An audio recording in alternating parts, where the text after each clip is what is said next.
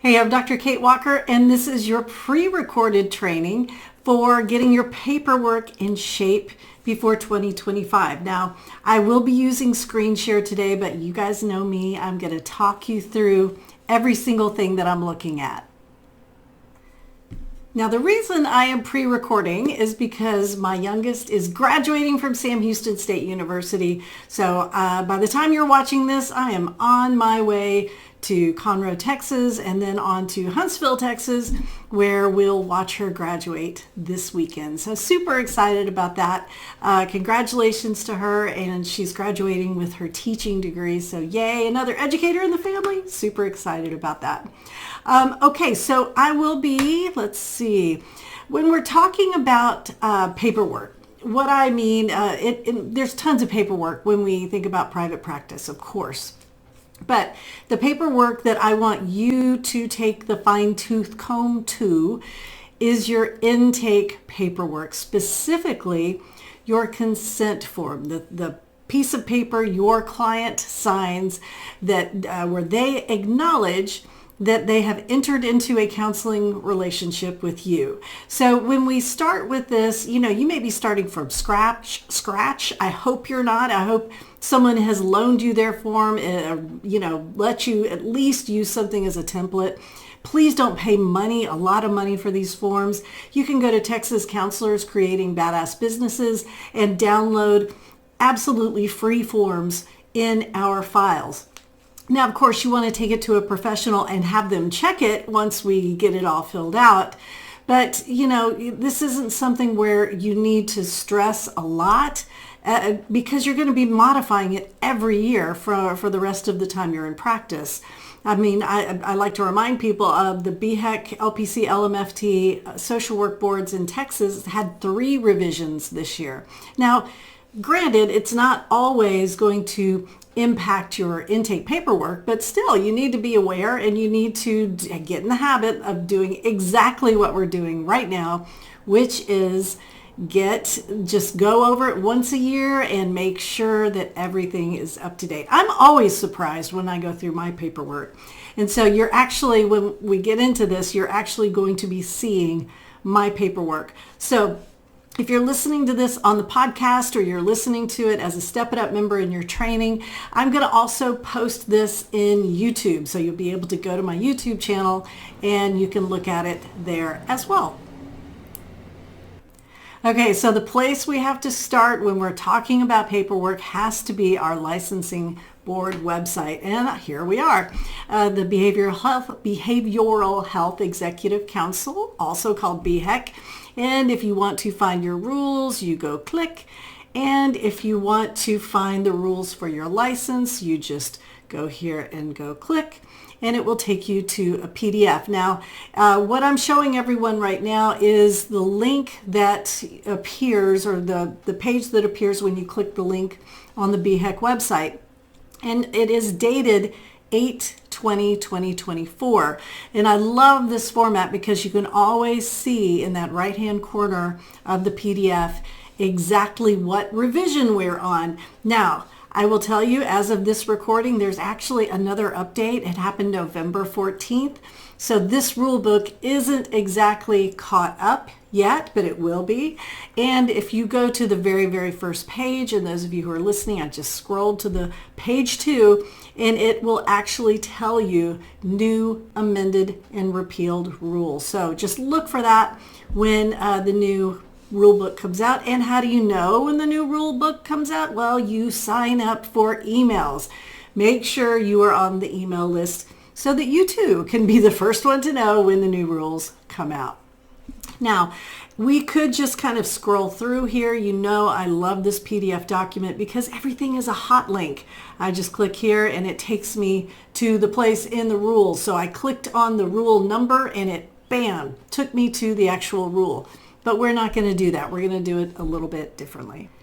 So it could take us a lot of time to go through the rules, and I encourage you to go through the latest Zoom the rules, and I always do this once a year. This year I actually did it with Dr. Ashley Stevens, and we recorded an hour and a half over LPC, LMFT, and social work. All of the updates for 2024. So that's going to go way more in depth than what I'm about to do right now. So in the BHEC section, and so for those of you who are not familiar, your member board, that would be LPC, LMFT, psychology, social work, has BHEC as the administrating body, right? So in your PDF document, the first part, about the first 82 pages, will be referring to the Texas Behavioral Health Executive Council rules. So you may be saying, well, Kate, don't they duplicate each other? And in some cases they do, but they work that out.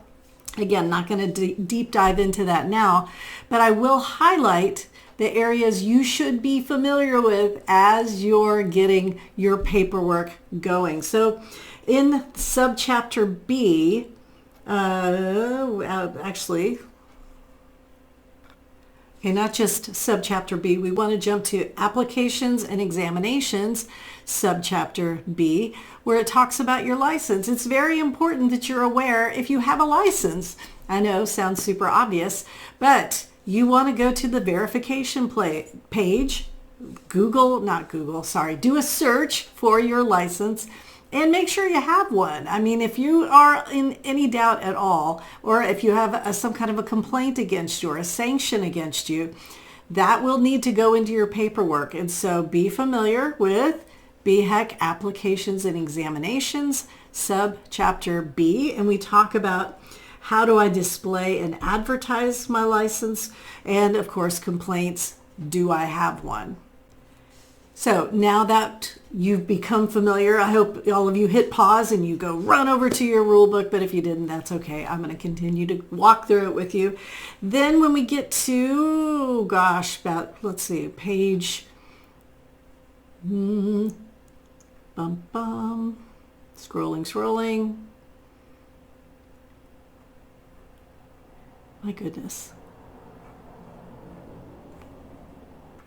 And of course, I went too far. Now, LMFT, I'm going to draw your attention to a few things. Even though I'm in the LPC rules, I can still, I'm not going to take you back and forth with my screen share, but I will just bring up things that might be similar or different with LMFT. Social work, you're going to have to refer to Dr. Ashley Stevens. She can help you out, and you can always tag her and Texas Counselors Creating Badass Businesses. So we get to, when you see the rules change to the 600 numbers, you're now in the member board section for Texas State Board of Examiners of Professional Counselors. So see, it took us to about page 85. The first 85 pages were BHEC, and then from 85 to almost the end is going to just be referring to the LPC board. So definitions, very important that you know if what you are doing in your counseling practice is allowed, right? It's called scope of practice. And definitions, you see things like, what is a client? What is a consent for services? What is a consent form? So understanding these terms as you're putting your consent form together, if you're brand new to this is a great place just to start and get a good foundation. And you see that it spells out what a consent form is in the definitions, but don't worry, we'll get to another section where it's a little bit more specific about what that consent form has to have in it. And of course, MFT, you have a similar section. And once we get through definitions, we want to jump to methods, counseling methods and practices. So again, just making sure that what you are doing and what you are calling counseling is actually counseling.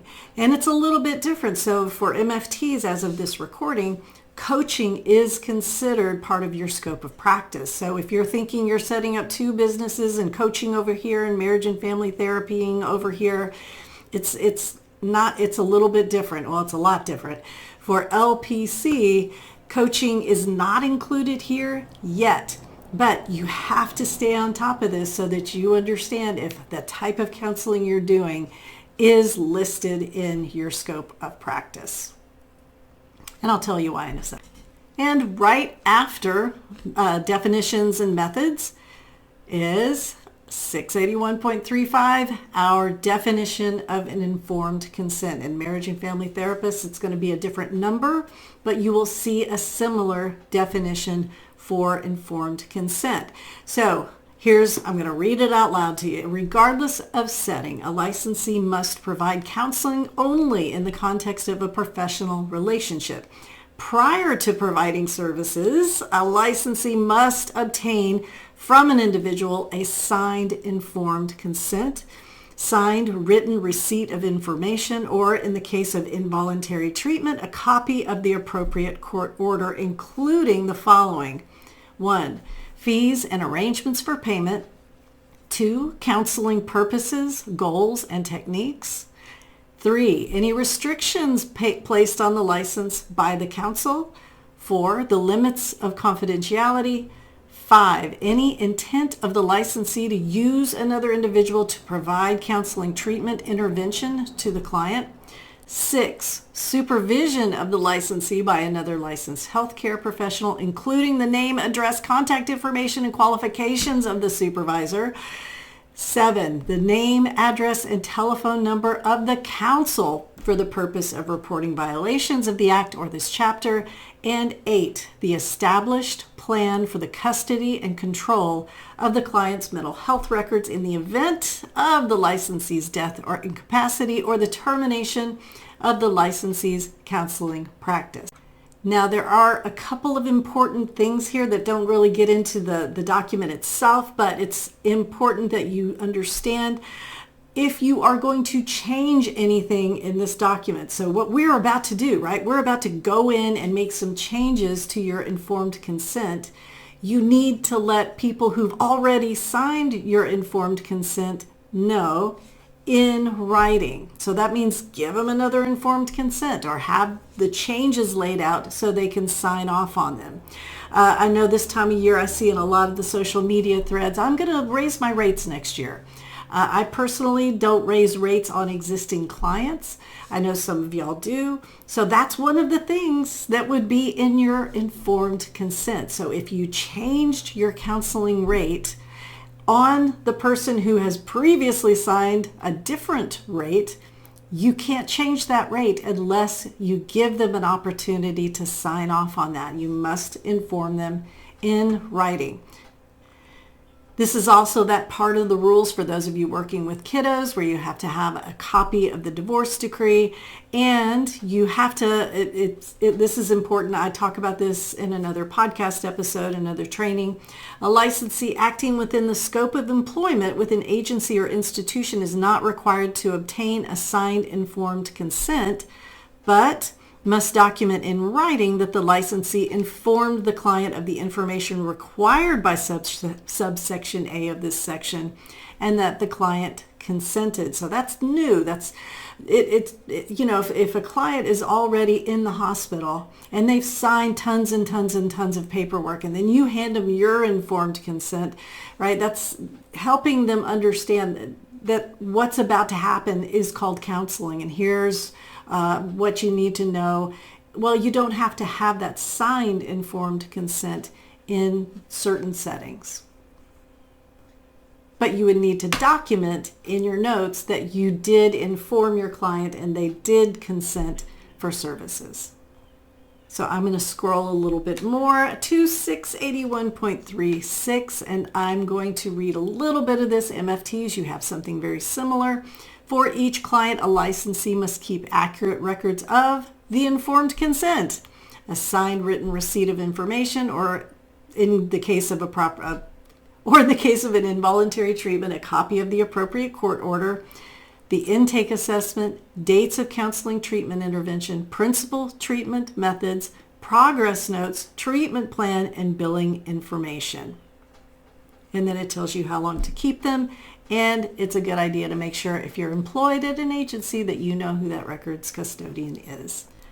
All right, you are looking at my client services agreement. Now, I'm not taking any new clients. I'm slowly limiting my practice down to nothing, but I do have a consent for treatment. I call it a client services agreement. It's also the consent form for my practice, achievebalance.org. And what I've done is I've gone through, those of you who are listening, I've highlighted things that are good or things that are bad and the changes that I plan to make. So what you're going to see is a document that needs some work. All right. So don't be afraid. Don't be sad. Don't be scared. If you're thinking right now, oh no, my intake documents need some work. It's okay. That's why you're here. And that's why we're doing this. So the first paragraph, we're talking to the client, or the client's reading about what counseling is, what it isn't, how to understand what they're about to read. It's just an introductory paragraph. Now, when I first made this, I had several counselors with me. And so I made sure that I talked about achievebalance.org as ABO and All About the Family LLC as AAF. Well, it's just me now. So you'll see in yellow, that means I need to take care of it. I need to add my actual name and my license number here. And that's really also, MFT spells it out where it comes to technology. And I'll get to that in a second. But I need to have my name, not just my trade name, and my license number here. Counseling services or counseling purposes, goals, and techniques. I did this in green because it's yay, good job me. So what I'm doing is I'm going through and I'm talking about how I do counseling, the methods and techniques I use. And remember, that's in the rules. When you talk about your consent form, putting out there for the client to see how you counsel, and that it begins with this assessment of your needs. That's in the rules. You have to, your client record has to contain that intake assessment.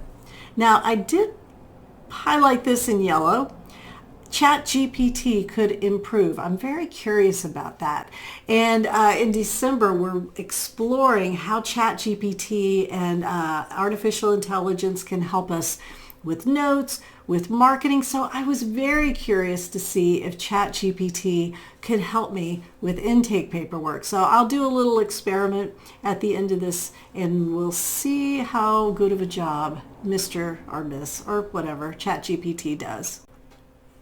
The next section, meetings, talks about how often we meet, professional fees. I put it in green because yay, go me. I have my actual fee. And I have my changes, late cancels, no-show policy. Very, very clear.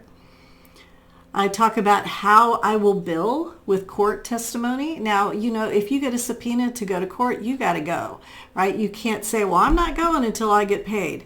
But if you have this in your records, then you can prepare your client who may be wanting you to come to court, and you can help them understand what your fees will be. If you're going to do a retainer, it's up to you. And of course, this is your client by their signature agreeing that they at least read it, even though it may change later.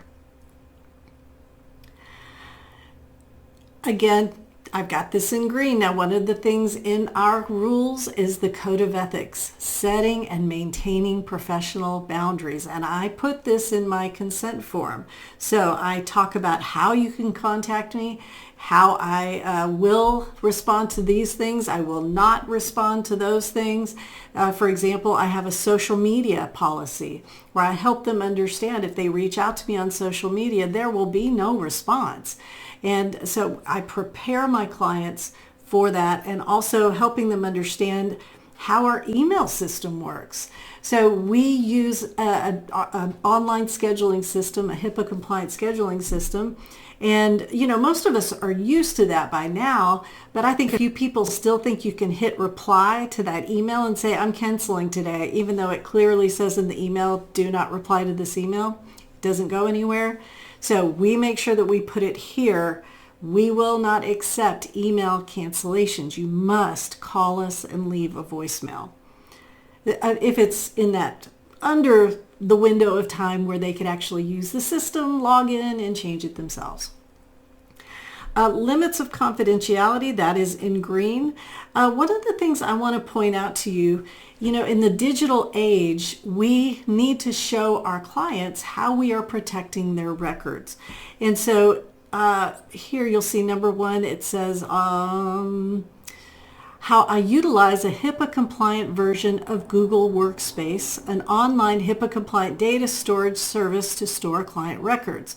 And then I invite the client to visit their security overview page. And when you click this, it will take you, well, not right now, apparently. Oh, there we go. Maybe? Click, go. Nope. Okay, it doesn't want to. Oh, nope. So it will take them to an actual PDF that explains Google Workspace and the HIPAA compliant version that I'm using. And I do that again. Let's see. Yes, nope. Okay.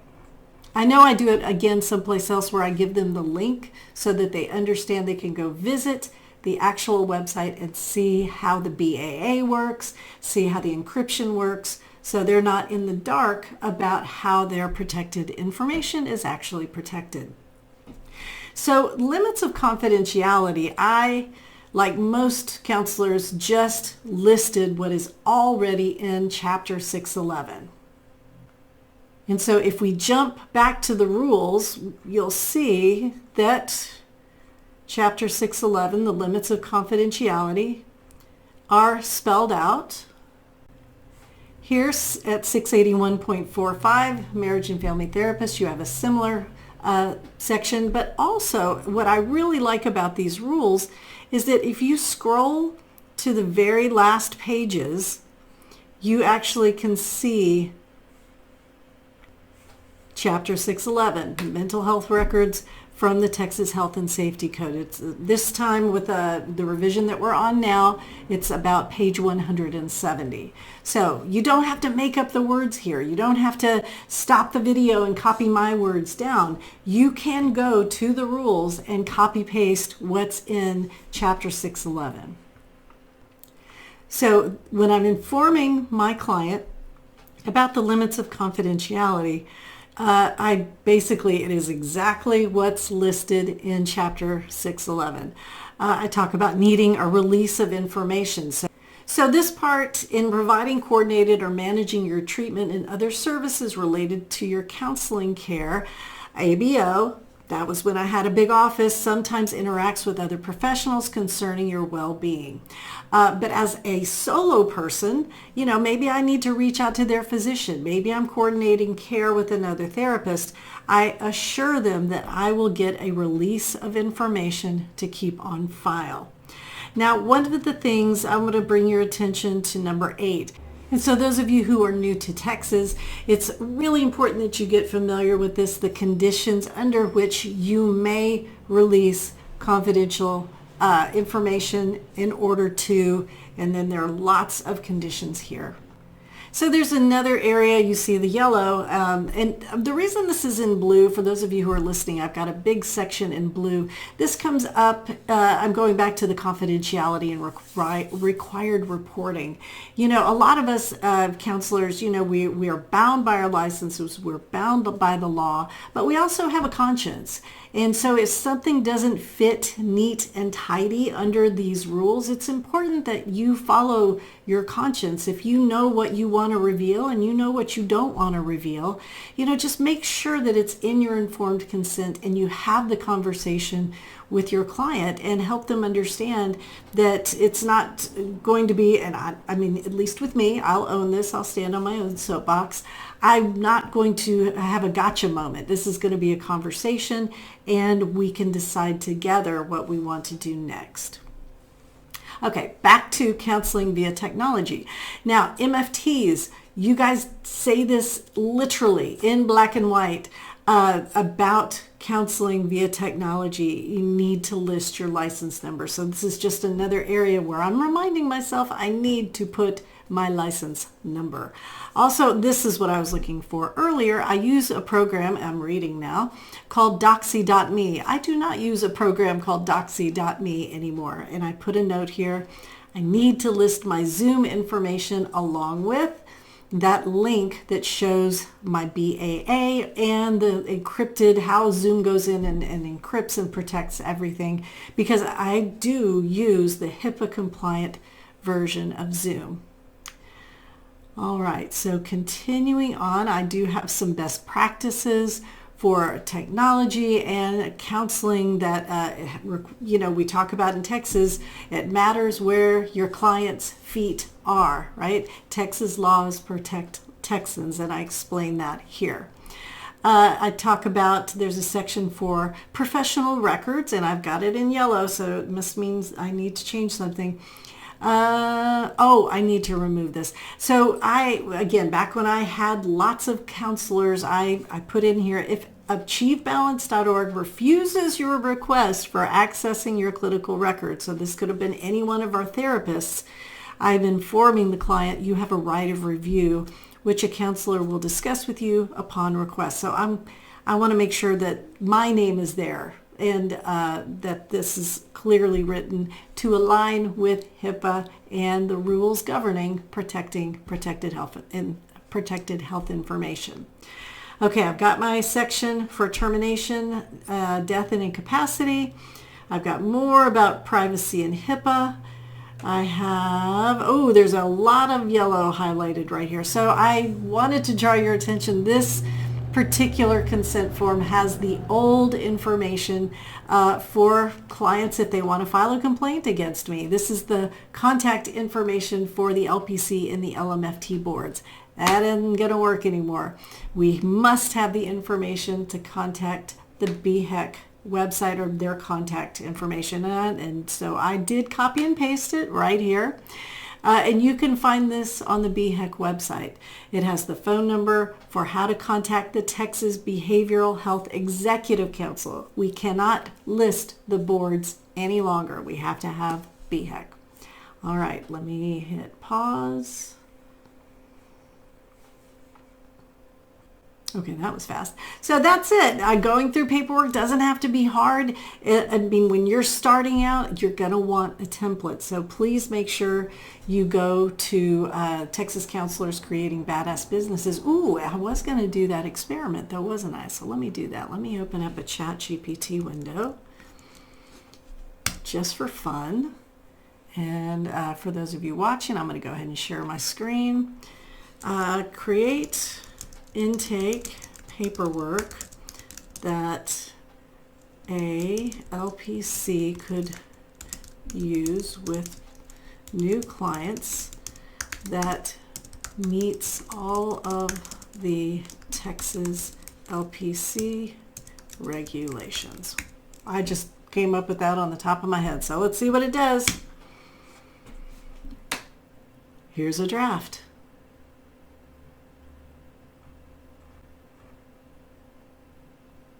Wow.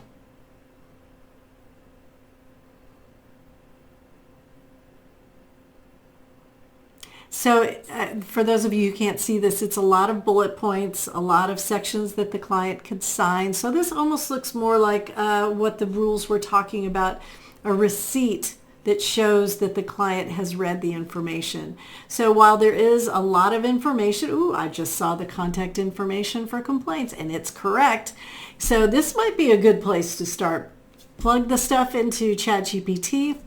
And the good thing about ChatGPT is if you don't like how it is here, like if you want more of a narrative, if you want more of a paragraph form or something like that, you can say same prompt, but turn it into paragraphs. So have some fun with that. And I can't wait to see what you guys come up with. If you have any questions or comments, you can tag me in Texas Counselors Creating Badass Businesses or the Step It Up membership. All right, have a wonderful day.